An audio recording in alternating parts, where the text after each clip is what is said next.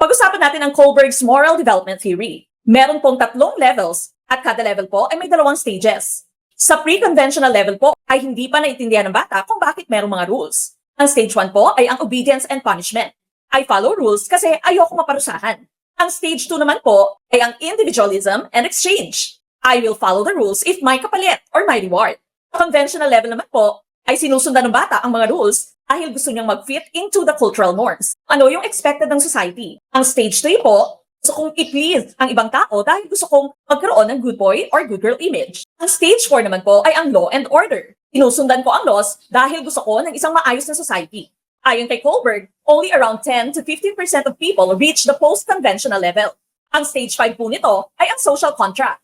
Kung pwedeng mabago ang rules for the greater good para sa ikabubuti ng mas nakararami. Ang panghuling level naman po ay ang universal principles. Susundin ko ang moral principles kahit na taliwas ito sa batas. Talit po ay binibigyan tayo ng mga senaryo at pinapa-identify sa atin kung anong level ito. Tingnan natin kung masasagot na natin ang katanungan ito.